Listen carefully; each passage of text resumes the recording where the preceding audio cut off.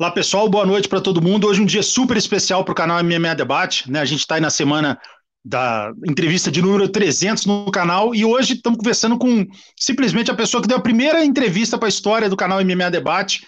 Ele ainda estava ali, estava no início dele, da jornada dele no Bellator, onde ele está construindo a história dele, já é a pessoa com o maior número de finalizações, uma carreira excepcional dentro do evento.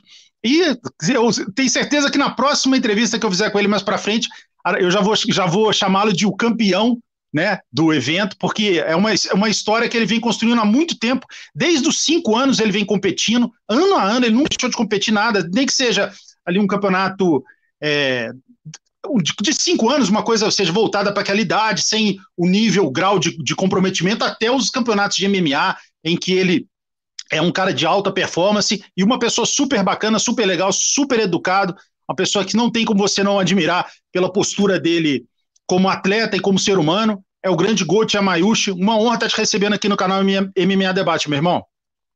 Prazer é todo meu, Florescio. Obrigado pelas suas palavras, pelas suas gentis palavras e fico muito feliz. Estou muito ansioso para bater esse papo com você, com todos os teus internautas. Vamos lá.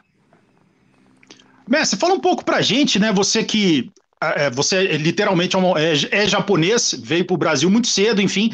Mas desde cedo você já teve uma relação muito grande com várias modalidades, ou seja, até os seus 13 anos que você começou a treinar boxe, você já tinha treinado judô, karatê, jiu-jitsu, muay thai, enfim. Fala um pouco pra gente dessa. Isso é algo que por exemplo, os seus pais, o seu pai que tentou fazer assim, ó, treina um pouco de cada coisa, ou já era uma coisa sua mesmo? Porque assim, você era uma pessoa que antes dos 15 anos de idade, vamos dizer assim, você já tinha uma experiência tanto na parte de striker como na parte de grappling também. Fala um pouco pra gente sobre isso. Se é algo seu, isso, essa necessidade de aprender um pouco Acredito, de cada coisa. acredito que sim, acredito que sempre foi uma coisa minha, né? Eu sempre mesmo, até hoje, eu sou um grande estudioso da luta, sabe? E o engraçado é que, assim como qualquer tipo de informação, de aprendizado, você vê que quanto mais você aprende, né? No caso a luta, quanto mais eu aprendo, eu estudo a luta, mais eu consigo ver que eu não sei nada. Então, desde criança, sempre fui muito curioso, sempre gostei de estudar e de saber como é que funciona o esquema das artes marciais. Não, sabe, hoje os estudos vão além daquela parte técnica, superficial, vai mais na parte até filosófica, mental, espiritual do jogo, que eu acho que é importante que os grandes campeões têm. Então, sempre foi uma curiosidade minha, né? Como eu disse, no começo era algo mais assim de saber, de entender a parte superficial, né? Da regras, competição, técnica. Hoje vai algo até mais profundo, mas esse meu interesse pelo estudo da luta sempre foi uma coisa minha. Pouco pra gente, você que é japonês mesmo, né? Então você foi criado ali, queira ou não, muito cedo desde o Brasil, né? Mas assim, em casa, né? Toda a influência japonesa está na sua vida. E o que é que desse legado japonês você incorporou na sua vida? Acho que o maior legado, o maior presente que eu poderia ter do povo, da cultura japonesa é justamente isso, a, o respeito, a educação, até algo que a gente não tem aqui no Brasil, que é reverência, né? E eu acho que essas coisas são as coisas mais importantes que, né, dentre tantas outras da cultura japonesa, mesmo da cultura oriental, mas eu acho que é isso, respeito, educação, reverência, é uma coisa que a gente sempre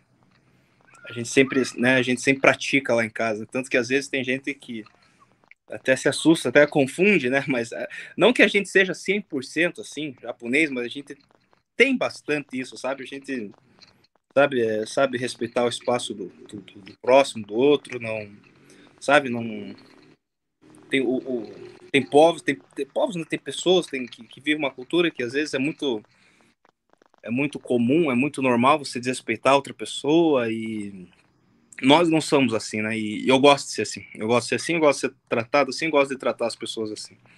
Então, isso, né, isso me faz me sentir uma pessoa melhor, mais justa. Então, eu gosto de ser assim. Acho esse foi o maior legado que a cultura japonesa me deu. Não, e você é um gentleman, né? Um cara assim, um cara para não gostar de você, o cara tem que ser assim, o cara tem que ser o cara que tá de mal com a vida mesmo, porque você é um cara assim extremamente educado, gentil e, pô, é, e passa isso, né? Então, assim, para quem não te conhece, você é um dos caras assim mais educados da entrevista para qualquer veículo de comunicação, se te chamarem, é lógico que você tendo espaço, tendo tempo, é lógico, de acordo com sua agenda, você sempre vai tratar todo mundo da melhor maneira possível. E o bacana é que é isso, que eu lembro que a primeira entrevista no canal com você, e a sua postura é a mesma hoje, e você, nesse período de 7 anos da nossa primeira entrevista com essa, o seu nome já está escrito com letras de ouro. Por exemplo, se você parar hoje, vamos supor, falar, não quero mais lutar, você já está na história como um dos melhores lutadores, isso é fato. Eu sei que é lógico, dentro de você, seu espírito é querer mais, é lógico, até porque você é extremamente jovem ainda, você começou muito cedo nesse mundo da luta. Mas assim, você já é uma pessoa que tem um legado forte, né? Por exemplo, o Bellator, que é um dos maiores eventos da história, né, do MMA, o seu nome está lá como, nesse momento, a pessoa que mais finalizou. E é algo que ainda vai acontecer, esse número vai aumentar muito mais. Posteriormente, você pode ser campeão. Como é que você faz para se manter essa pessoa, não deixar o sucesso subir a sua cabeça?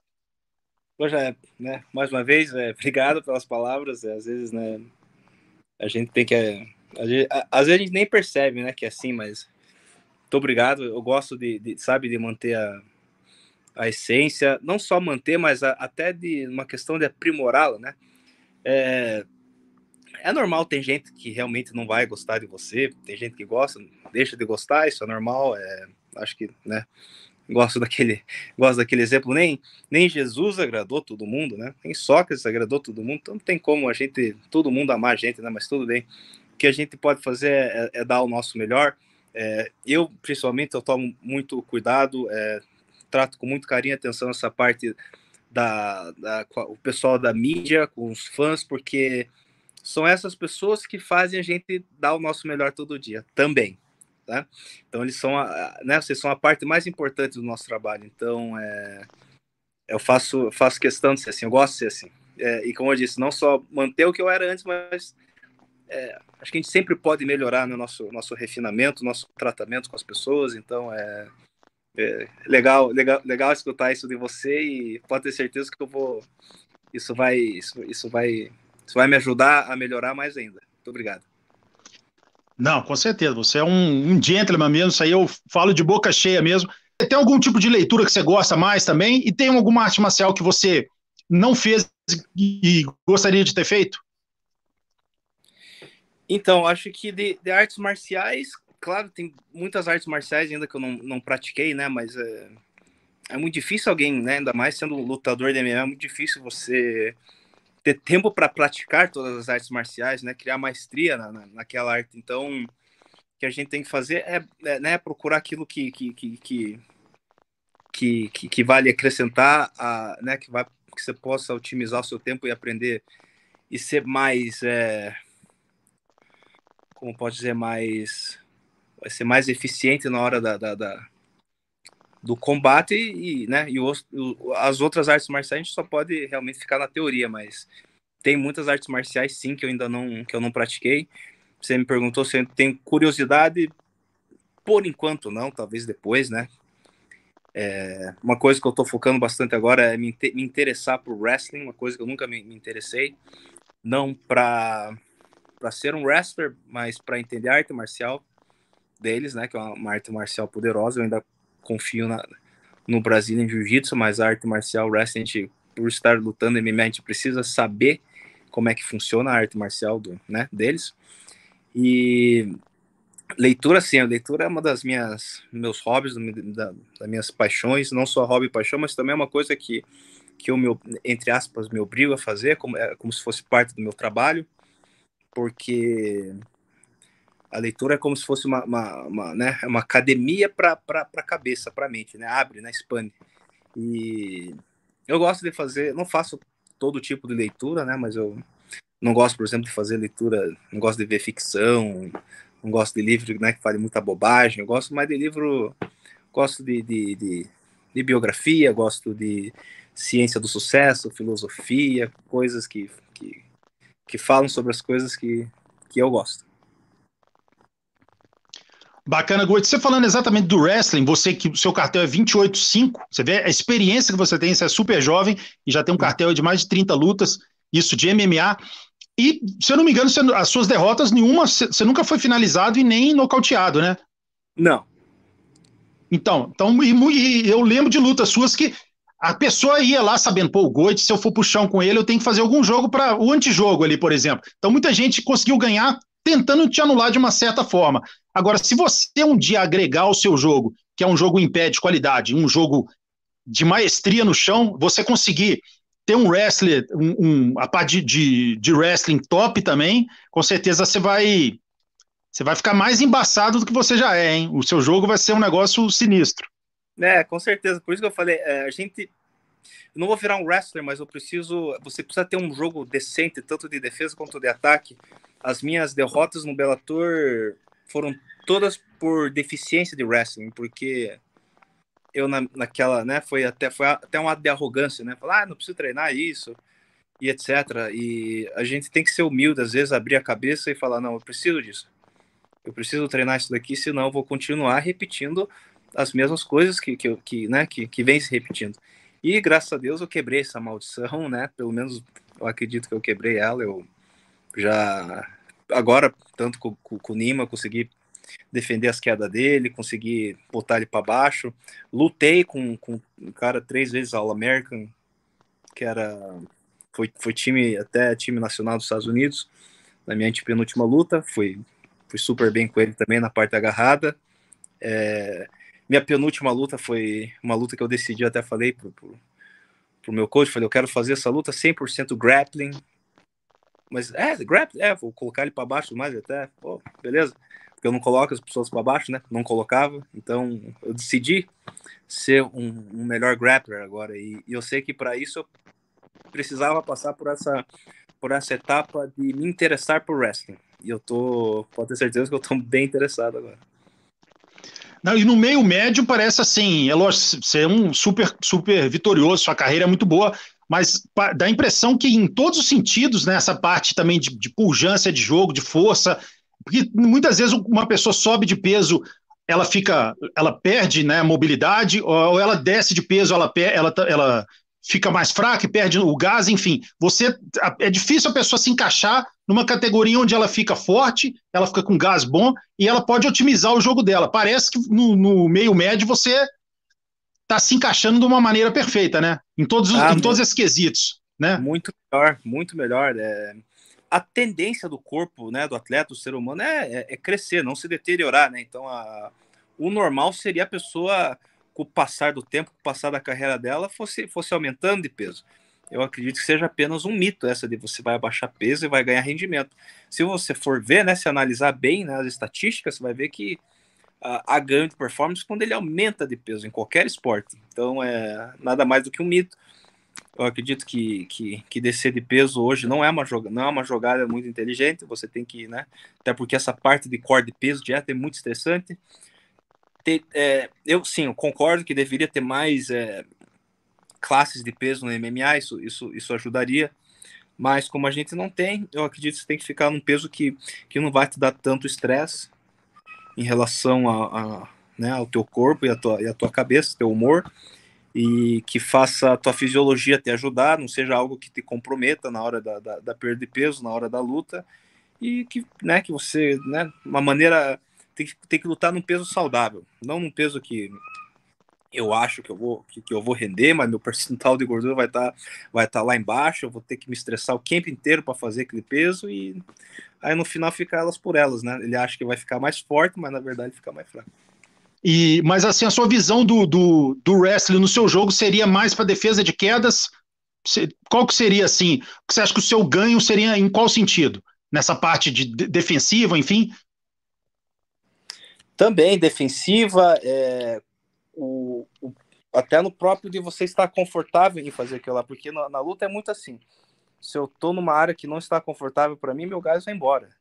Tem gente que, por exemplo, não sabe fazer jiu-jitsu, como você vai deixar ela mais cansada? Colocando ela para baixo. O contrário também é verdade. Tem caras que não ficam à vontade em pé, elas cansam mais em pé, elas ficam desconfortáveis. Ali elas acabam perdendo a luta. Então você tem que estar confortável em todas as áreas. Você não vai virar um maestro naquilo lá. né? Claro, você nunca pode duvidar da capacidade de um grande atleta de aprender uma coisa nova, de se adaptar em uma coisa nova em um curto período de tempo. Os grandes atletas, eles conseguem fazer isso. E, né, tudo pode acontecer, mas no meu caso, eu acredito que seja para ficar mais confortável e também para quedar. Se você for ver o jiu-jitsu, o brasileiro jiu-jitsu, ele tem muita raspagem que você precisa quedar, né? Você vai lá, começa com single leg, levanta e tem que derrubar. Até pro jiu-jitsu melhor, não é só pro wrestling. Não é só quando eu começo em cima, mas quando eu começo embaixo também. Porque muita raspagem do jiu-jitsu você precisa quedar o adversário. Então, defender, ficar confortável, até próprio derrubar, mas encaixar no meu jogo de jiu-jitsu. Eu acho que você precisa ter um jogo de queda decente para ser um bom lutador de jiu-jitsu. Mas quem que você reputa dentro do MMA que tem um jogo de um wrestling de qualidade? Assim, mais perto do meu jogo, eu acredito que seria o George St. Pierre, justamente por aquilo que a gente falou, por não ser oriundo de wrestling. Igual a mim, eu acredito que o George St. Pierre seja muito mais, tenha treinado muito mais essa parte de jiu-jitsu, né? Tô falando arte marcial isolada, né? É uma coisa que eu acho, não sei, né? Só ele vai saber. Do que o próprio wrestling. Aulas de wrestling, né? Eu sei porque ele treinava lá com o Renzo Gracie e tudo mais, e lá também eles dão bastante importância para a parte de queda. Mas acredito, né, ele é um cara que não era wrestler e quedou praticamente quase todos os All-Americans da divisão dele lá. Então, ele provou, né? Ele provou pro mundo que, na verdade, eu acredito também no teu. Você foi lutar MMA, você não pode levar teu background muito a sério, porque as regras mudam. Ah, uma, um tamanho de luva já muda toda a regra, quem dera a regra do jogo todo. Então nós temos que prestar atenção, muita atenção nisso, né? Mesma coisa que um cara que joga tênis, acha que ele vai poder jogar tão bem tênis quanto o ping-pong. Não é bem assim. Mudou a regra do jogo, fica tudo diferente. Futebol de salão e futebol de campo, né? São coisas É, totalmente diferentes. E fala um pouco pra gente, quem que são as suas grandes referências? Você que é um cara que tem um jiu-jitsu excepcional, quem que são historicamente aquelas referências? Pode ser até quando você era menino ali, o pessoal da família Gracie, o Rickson, o Royce, enfim, quem que são as pessoas que influenciaram no seu jogo de jiu-jitsu e que foram os seus principais ídolos ao longo desse tempo todo? poxa vida, eu tive muitos heróis, assim, né? Desde criancinha, mas eu posso lembrar que um deles primeiro foi, com certeza, a família Gracie, né? Mestre Royce, mestre Renzo, principalmente eles, né? Que eu tenho uma admiração enorme por eles. Rickson, Hélio, Royler, Ryan, todos eles eu acompanho desde criança, né? Desde a época do Pride. E depois eu comecei a assistir MMA, Minotauro, o, o Jacaré, eu gostava muito de assistir ele lutar jiu-jitsu, né? Jiu-jitsu de pano. Tinha o meu professor de jiu-jitsu, o meu mestre, que me deu a faixa preta, o Fernandinho Vieira. Então, nossa, eu adorava assistir as lutas dele também. Para mim, até hoje, é um dos melhores jiu-jitsu que eu já vi. Tive o prazer de ver. O Roger Gracie também, sempre gostei de ver ele lutar. Então, é complicado falar, né, de todos os heróis que eu tive, mas eles foram um deles, assim, pelo menos no começo da minha carreira de jiu-jitsu, me espelhava, me baseava bastante no trabalho deles. E Goit, apesar de você ser japonês, você foi criado ali desde os 3 anos em Curitiba, enfim, até você tem um sotaque forte do pessoal, característico do pessoal aí de Curitiba. Fala um pouco pra gente, que aí, queira ou não, é a meca, né? Lógico que tem o jiu-jitsu aí, né? Mas a meca, aí é a meca da parte em pé, da trocação, do Muay Thai. Como que é para você? Como é que foi para você, sendo um amante do jiu-jitsu, e lógico que você praticou outras artes marciais, mas como que era para você buscar você era uma pessoa que participava de muitos seminários ou viajava para o Rio de Janeiro, para outros lugares, para poder aprimorar mais ainda o seu jogo de chão? Não, eu sempre fui um cara muito autodidata, até hoje, né? Eu acho que nem tem como aprender de outra maneira, não tem como alguém ensinar pra gente. Eu não acredito nisso, pelo menos, né? sabe, tem aquelas pessoas que aprendem por si mesmo, e eu acredito que para se dar bem em qualquer coisa, você precisa aprender a ser um deles, né? Ser um autodidata, aprender por si mesmo. Porque, como eu disse, a gente estava falando da quebra de padrão, né? Que o campeão tem. Não tem como você quebrar um padrão, você vê uma coisa de outra maneira, ver o esporte, ver o gesto do teu esporte de outra maneira, se você não for um autodidata, se você não, né, não pensar um pouquinho fora da caixa. Então, desde criança, para tudo que eu aprendi, sempre fui autodidata, sempre tentei aprender por mim mesmo. Claro, você tem que ter, às vezes, humildade para perguntar uma coisa importante para alguém que sabe mais do que você, mas acredito que a maior parte do tempo todos nós deveríamos ser autodidatos, aprender por nós mesmos da nossa maneira, né? E o bom professor também deveria estimular isso, né? A gente sabe, principalmente na luta, a gente vê que quando o cara é um bom professor é quando ele consegue ter no tatame dele, na aula, no treino dele, várias cabeças ali, mas cada um se move de uma maneira diferente. Ali eu consigo ver que ele é um treinador competente. Quando a gente vê que é tudo soldadinho, todo mundo se move da mesma maneira, ele talvez não seja tão brilhante, porque ele está fazendo as pessoas se pensar com a cabeça dele. E eu não acredito que isso possa fazer o atleta ser um atleta extraordinário. Goethe, dá para ver que você é uma pessoa super educada, super simples, mas você é uma pessoa exigente com o seu trabalho, com a sua carreira. Você leva isso bem a sério. Lógico, você tem ali a sua equipe que te ajuda a monitorar um determinado oponente, você vai lutar com um atleta num tal dia, eles estudam junto com você o jogo daquele atleta. Você deve ser muito exigente também nessa parte de cobrança do pessoal que está com você, né? De fazer o trabalho, entregar para você exatamente o que você precisa, a parte da preparação física, a parte de estudar os oponentes, enfim. Conta para a gente como é que é essa rotina nessa parte. Eu sou, sim, você acertou, sou um cara bem exigente, assim, sabe? Eu me considero realmente um profissional, né? Não só... Muita gente acredita que profissional é um cara que luta sem capacete e é remunerado para fazer aquilo que ele está fazendo, mas eu acredito que ser profissional é muito mais do que isso. Você tem que respirar, né? Um profissional, ele respira isso, o profissionalismo 24 horas por dia. Eu não brinco em serviço. Quando eu chego lá, eu sei que eu tô lá, não tô lá para manter nada, tô lá para melhorar o que eu fiz ontem. É sempre essa mentalidade. Então, para que isso ocorra, para que isso aconteça, você precisa ter um nível de exigência muito grande, né? E ao mesmo tempo tem que ser leve. Né? Se exigir assim, já se tornou leve para mim. Então, eu acredito que isso faz meu trabalho ser muito mais fácil e muito melhor. E todo mundo lá que trabalha comigo já está todo mundo no esquema, todo mundo muito comprometido, muito competente, e eles fazem um excelente trabalho lá. E fala um pouco pra gente, você treina a parte de chão geralmente com kimono ou você tem uma parte sem kimono também? Como é que funciona essa divisão aí para você? Então, antigamente eu treinava para as lutas de MMA praticamente 80%, 90% com kimono. Faz uns 3 anos para cá que eu venho focando só no sem kimono. Esse ano acho que eu coloquei 1 ou 2 vezes o kimono só. Ano passado também, pouquíssimas vezes.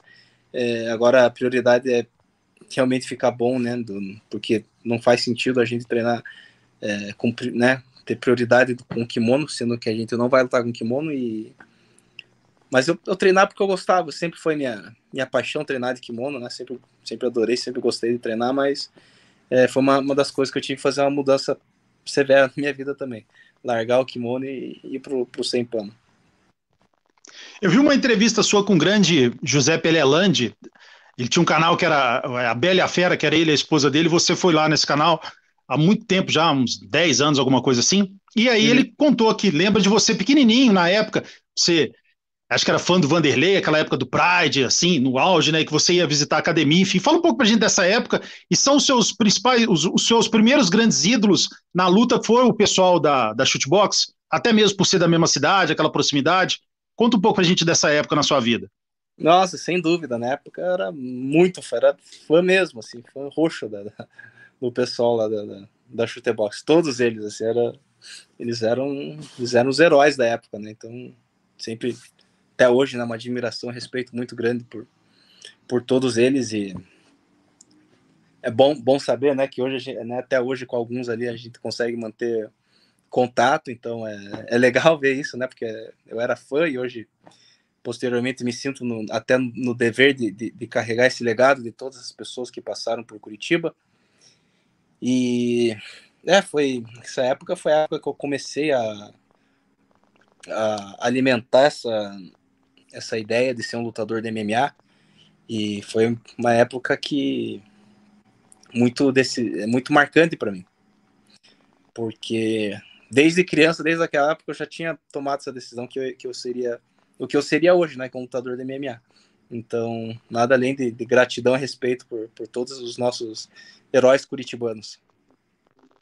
Exatamente, falando nisso, né? Suas primeiras 15 lutas foram em eventos nacionais e você disputou aquele evento Smash, onde você lutou 2 lutas no mesmo dia. Fala um pouco pra gente, queira ou não, você é de uma época, vamos dizer assim, do MMA mais moderno, que é aquela coisa com uma luta em cada evento e tal, e queira, mas você disputou 2 lutas no mesmo evento, que é uma coisa bem old school, né? É uma coisa, você queira ou não, você é uma pessoa da época mais moderna, mas você disputou um evento com 2 lutas no mesmo dia. Fala um pouco pra gente da sensação que foi, a adrenalina, que é algo que poucas pessoas da atualidade podem dizer que tiveram essa possibilidade e você teve, né?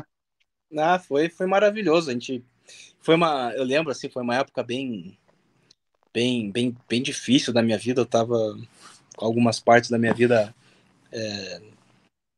não estavam acertadas, e a preparação em si não foi muito boa, nem da preparação para a luta anterior foi um desastre, mas eu consegui vencer, graças a Deus. Mas foi uma época bem difícil, até de saúde, né? E eu lembro que eu já estava com o contrato assinado com o Bellator, só que eu decidi lutar porque primeiro que eu queria lutar e também pelo dinheiro. Na época eu precisava de dinheiro. E caiu com uma luva para mim. Foi por causa daquele Grand Prix que eu comprei meu primeiro carro. E né, foi um investimento importante para mim. Eu precisava, né, daquilo, e de sobra ainda tive uma grande noite, uma das melhores noites da minha vida. Ganhar 2 lutas, como, né, do jeito que foi, né, os 2 no primeiro round, foi muito, muito marcante e significativo para mim. Foi uma bela de uma despedida aqui do Brasil. Exatamente. Você, das suas 28 vitórias, 21 são para o finalização, então assim, não precisa nem de falar, o seu carro-chefe, apesar de você ser muito completo, é a parte de chão. Qual que são, é lógico que é difícil essa pergunta, cada vitória ali é como se fosse um filho, né, algo que você carrega com aquele amor por algo que você se dedicou no camp, treinou, chegou lá, saiu na porrada com uma pessoa, mas qual que seriam ali as 2, 3 finalizações que não saem da sua cabeça, aquelas que você tem ali na prateleira de cima quando você pensa, seja pela parte estética, que foi bonita, o movimento, enfim, ou pela importância do evento, da luta?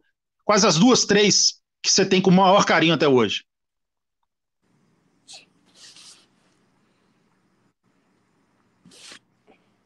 Eu acho que foi no Japão,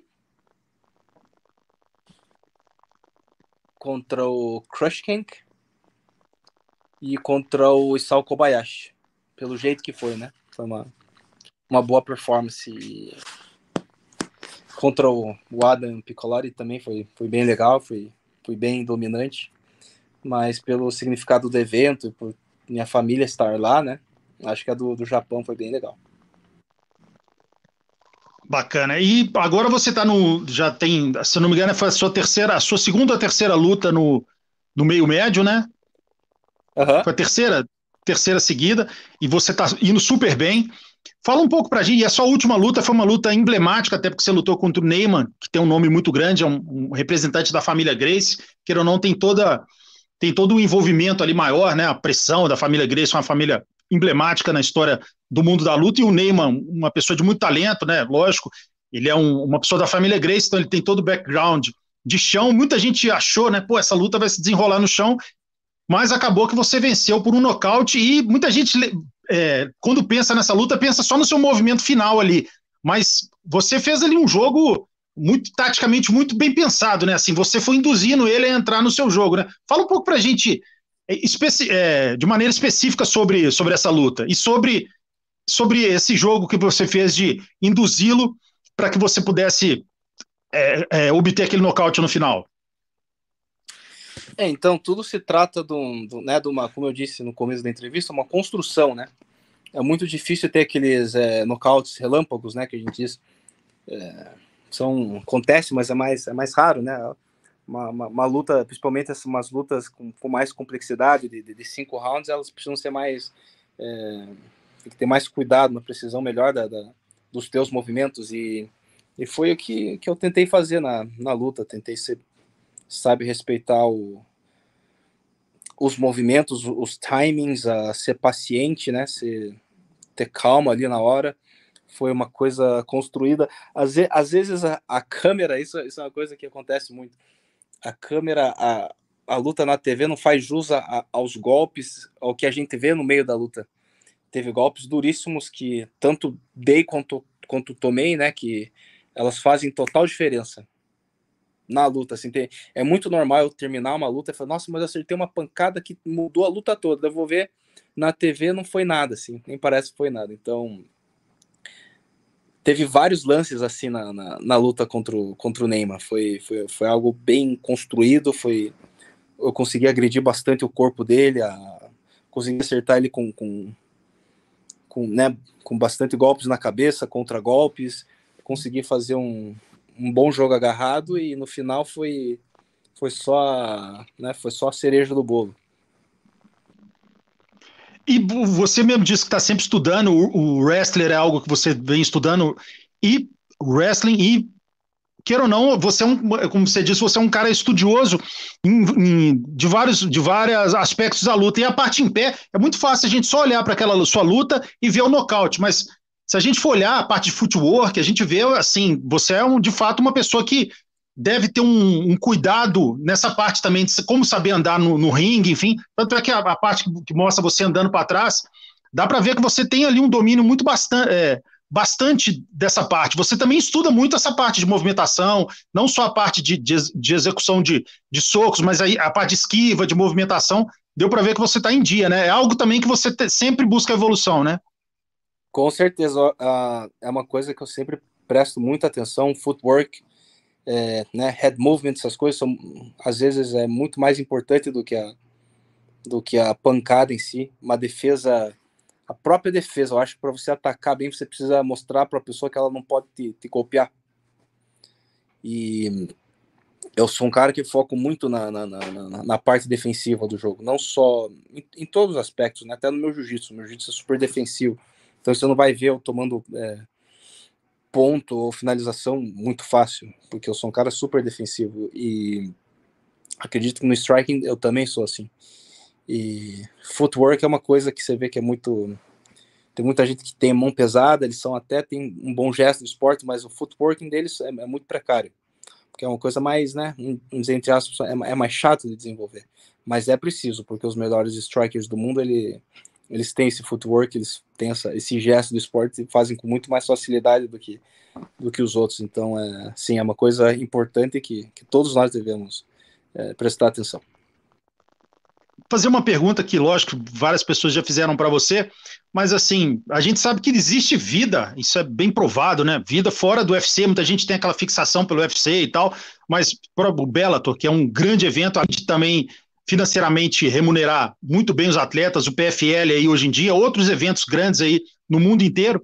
Você é aquele cara que tem aquela fixação ou algum desejo de um dia ter que ir para o UFC, ou você não tem essa necessidade? Se um dia acontecer, receber uma boa proposta que seja financeiramente bacana para você? Eu vivo o presente, eu não fico pensando, se for para acontecer, ok, mas eu vivo o presente, tô muito feliz no Bellator, sei que existe a possibilidade, né, porque a gente nunca pode dizer nunca, sempre as coisas podem acontecer de um jeito que a gente não espera e, né, quem sabe um dia, mas agora, no momento, tô muito contente dentro do Bellator e quero construir minha história ali. Já está construindo há um tempo já. E você já chegou na divisão aí de uma maneira avassaladora, já é o sexto no ranking, e eu acho que talvez aí com mais uma vitória você já vai ter a chance de disputar o cinturão com o Amosov, que é um cara 26-0, aquela coisa toda. Qual que seria o jogo ideal para batê-lo agora que você, que já era um cara completo, está colocando mais coisas ainda no seu jogo? Qual que você acha que seria o antídoto ali para vencê-lo? É fazer o que eu sei fazer de melhor. Ele é um cara muito estratégico, muito, né? Muito tem calibre no jogo dele, mas não tem muito segredo. É eu fazer o meu melhor, me preparar da melhor maneira possível, não só tecnicamente, mas mentalmente, espiritualmente. Chegar no ápice da minha carreira e usar e abusar do meu Brazilian Jiu-Jitsu, brigar bastante com ele e seja o que Deus quiser. Espero que essa luta aconteça em breve. Também acho que uma próxima vitória, acho que você já vai ter o direito, hein? Você concorda? Uma próxima Deus vitória quiser. de uma maneira contundente? Não, pelo que você conhece ali de bastidores, assim, de evento, a parte de empresários, se você tiver uma nova vitória, por exemplo, nocaute no primeiro round, estou dando um exemplo aqui, né? Hipotético, mas eu acho que você tem grande chance. Você concorda com isso? Até pela 100%, com história que você certeza. já tem no evento, né? E Pelo tudo, nome que você tem, pela história. nem você falou, não se depende só do adversário, mas como a gente vai a performance, né, o jeito que foi, né, igual eu tive agora com o Nima, não foi só o nome que eu lutei, mas foi a performance em si. Então acredito que, assim, performando bem, ganhando de um bom adversário, vai com certeza me credenciar para a disputa de título. Eu lembro que na primeira entrevista que a gente fez, eu perguntei para você e você já citou um deles e deu para ver que você é um estudioso da história dele, da carreira dele, das técnicas dele, que é o Georges St-Pierre, e dá para ver que é um cara que você tem como referência, até porque um cara que gosta de MMA e não gosta do Georges St-Pierre, ele não sabe o que ele tá fazendo, porque aquele cara ali, ele é sinistro, além de ter sido foda como lutador, é uma pessoa maravilhosa. Eu lembro que você citou os seus principais ídolos eram o Fedor e o Georges St-Pierre. Então, assim, conta um pouco pra gente aquela listinha dos maiores de todos os tempos, os 5 maiores. Eu lembro que começava com o Fedor e o Georges St-Pierre. Agora, 7 anos depois, eu vou te fazer a mesma pergunta. Quais são os 7 maiores de todos os tempos? Os 2 primeiros continuam sendo o Fedor e o Georges St-Pierre? Acredito que sim, Floresta, acredito que sim, mas daria para incluir mais pessoas, né? Porque o que depois disso vieram pessoas que, sabe, fizeram muito pelo esporte, né? A gente pode colocar nessa lista aí o Royce Gracie, o próprio McGregor, que quebrou marcas absurdas no nosso esporte. Mas falando assim, no modo geral, até de performance, eu colocaria o Georges St-Pierre, com certeza.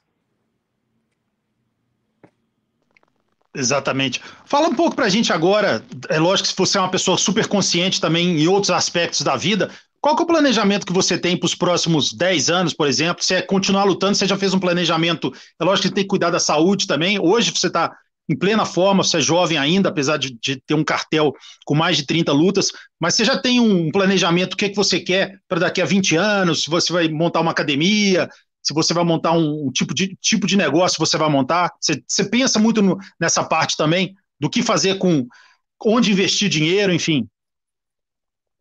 Claro, com certeza. Não só daqui 20, daqui 10, mas daqui 30, 40, 50, 60. É importante a gente saber o que a gente vai fazer, porque você vê que tem muito atleta, eles usam um jargão, que é bem assim, eu não largo do esporte porque eu não sei fazer mais nada. Aí fica lá passando vergonha, fica lá tendo aquelas performances horrorosas, tá velho lá caindo, velho gaga e quer ficar lutando, né? Já passou da era dele e ele acredita realmente que ele não pode fazer mais nada. O que é mentira, mas ele escutou isso de alguém e ele acredita que isso é verdade. Eu não acredito, eu acredito que, né, a gente veio. A nossa missão nessa terra com certeza não é ser campeão do mundo. A missão na nossa terra é algo muito mais nobre do que isso. Talvez ser campeão do mundo é algo que vai te projetar para algo maior.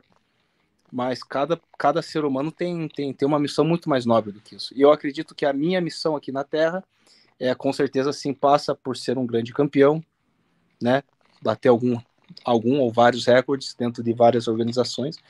Depende de como vai ser. E depois eu espero sempre estar em contato com a luta, né? Porque é o que eu amo, mas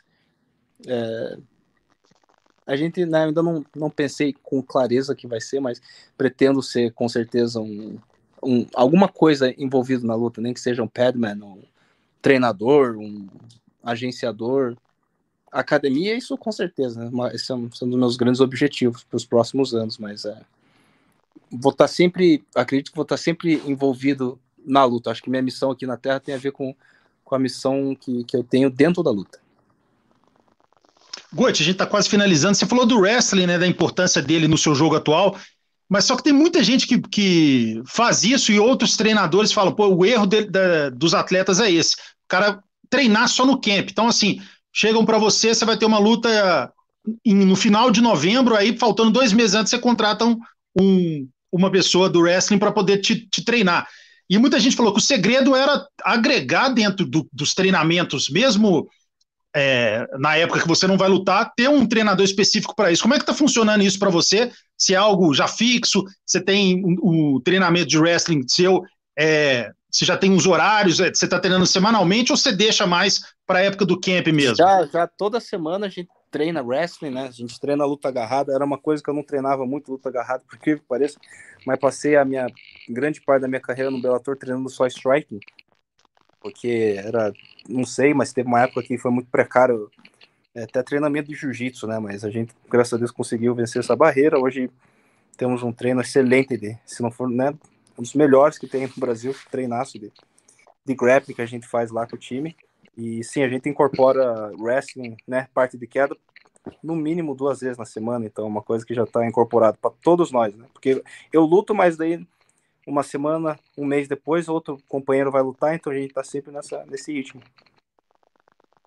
Bacana, pô, só desejo a você todo o sucesso do mundo, né? A gente fez aquela primeira entrevista, essa aqui já passou quando está indo pro ar essa entrevista, que ela não está sendo ao vivo, ela já passou do número de 300 entrevistas aqui no canal, e eu te agradeço muito, eu acho você um cara extremamente gentil, extremamente educado, e dá para ver que você tem realmente aquela postura do artista marcial. Eu lembro que na primeira entrevista você falou, pô, eu gosto muito do Fedor, além do talento, principalmente por essa coisa da educação, de tratar bem as pessoas, de não ter o trash talk. E hoje em dia tem muita gente que aparece mais pelo que fala do que pelo que entrega dentro do ringue, né? E você, ao contrário, você cada vez está melhorando e você vê a necessidade que você teve de colocar o wrestling dentro do seu jogo, ou seja, você é um cara que está sempre querendo inovar. Você poderia ficar tranquilo, deixa eu fazer meu jiu-jitsu aqui. Não, poxa, vou tentar ainda melhorar a parte que eu ainda tenho de deficiência. Onde que as pessoas me pegam? É aqui, onde eu não estou defendendo bem queda e tal, ou se ele me queda, eu não consigo, dependendo do tempo, eu não consigo fazer o que eu queria. Então, assim, você ainda está conseguindo agregar mais habilidades dentro do que você tem. E fora do ringue, você é um cara que nunca provocou ninguém, nunca foi um cara falastrão. Então, assim, ter você como um representante do Brasil no MMA é algo que me enche de orgulho, cara. Você é um cara bacana mesmo. Fico muito feliz de poder entrevistá-lo novamente. Obrigado, viu, Fábio? O prazer é todo meu. É um prazer fazer essa entrevista com você, né? Não foi a primeira e com certeza não vai ser a última. A gente se vê em breve, como você falou. Espero que a próxima seja com um cinturão dourado aqui no meu ombro. Muito obrigado pelas palavras. Com certeza. Tá? E pelo teu tempo. Eu que te agradeço mesmo. Eu sei que você está na correria aí e com certeza a próxima, pode escrever isso, a próxima entrevista vai ser com um cinturão aí no ombro aí. Com certeza, meu irmão. Vamos trabalhar. Muito obrigado, tá, Vares? Até a próxima. Tamo junto. Fica com Deus. Você também. Brigadão.